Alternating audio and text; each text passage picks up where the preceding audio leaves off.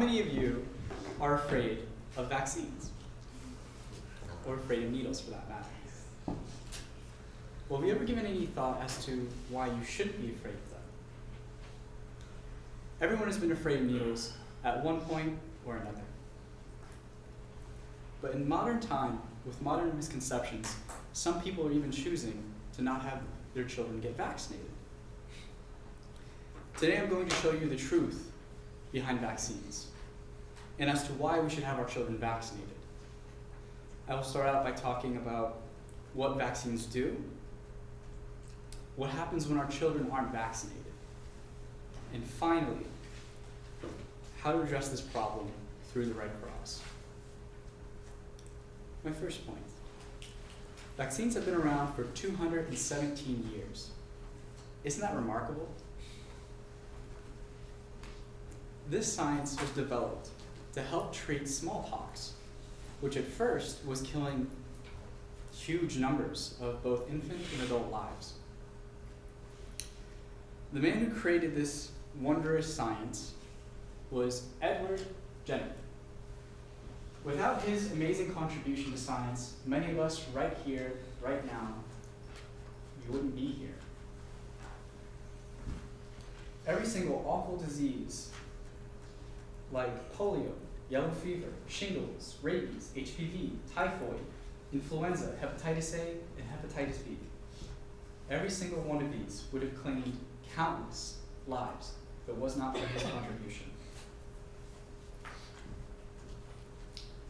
This method has been with us for such a very long time, and as stated in the book International Travel and Health, it is both highly effective and almost always works. This brings us to, well, how do vaccines do what they do? Vaccines are so successful because in essence, they are a weakened or dead form of a virus that is placed into a human body. After it is placed into the human body, macrophages, or leukocytes, as you would know them, white blood cells, will come into contact with these viruses, or weakened, dead forms of them, and undergo phagocytosis. Phagocytosis is, in essence, the macrophage eating the virus, which is what you see here. After it has eaten the virus, it then takes its proteins and places it in its outer layer. So, hypothetically speaking, anybody know Hannibal Lecter? It's like Hannibal Lecter. After they take them and put them in their outer shell, helper T cells come recognize the proteins and deliver that information to killer B and memory B cells.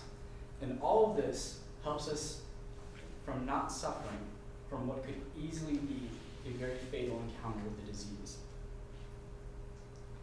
Now this begs the question, what happens when our children aren't vaccinated?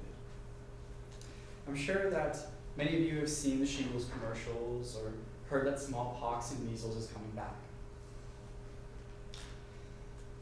And this is true. As noted on WebMD on March 15th, 2015, there have been pockets of measles outbreaks in the most wondrous of places, Disneyland. And the suspected cause are unvaccinated children.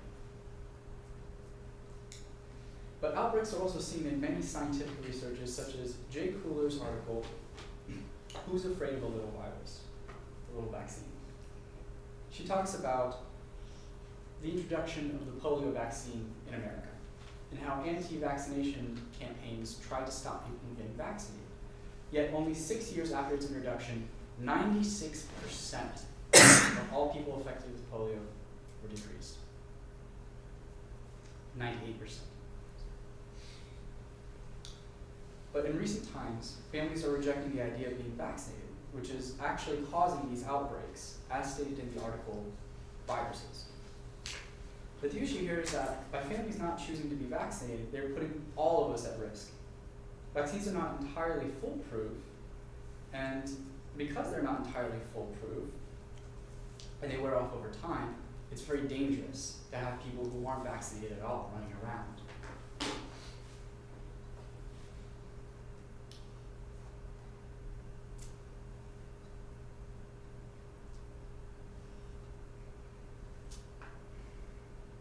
What is even more terrifying to this is that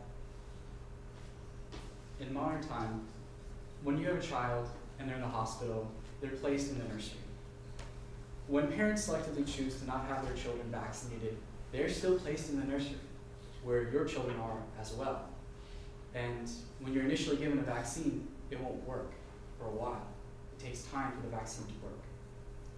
But this small amount of time where all the children are kept in the same space, because they didn't get the vaccine, your children could easily get infected because of that.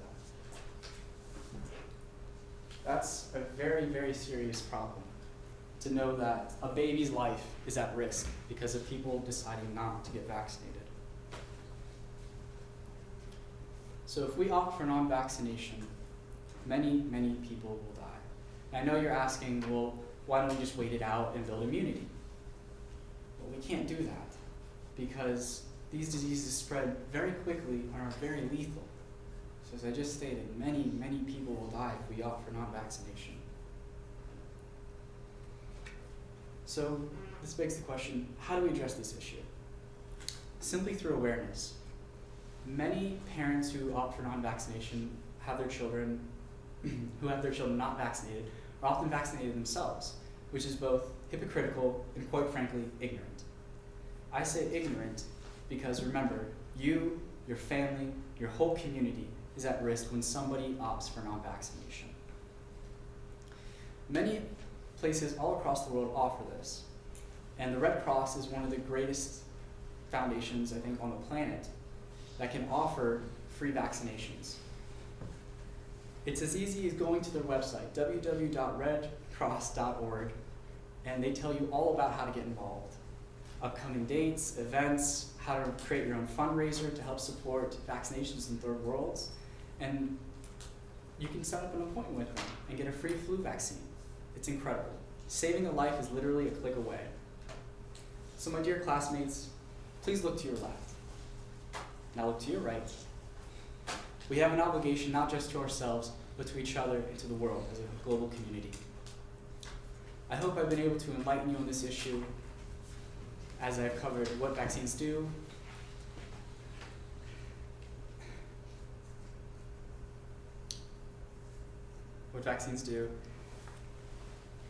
what happens if our children aren't vaccinated, and how to address this through the Red Cross. Thank you.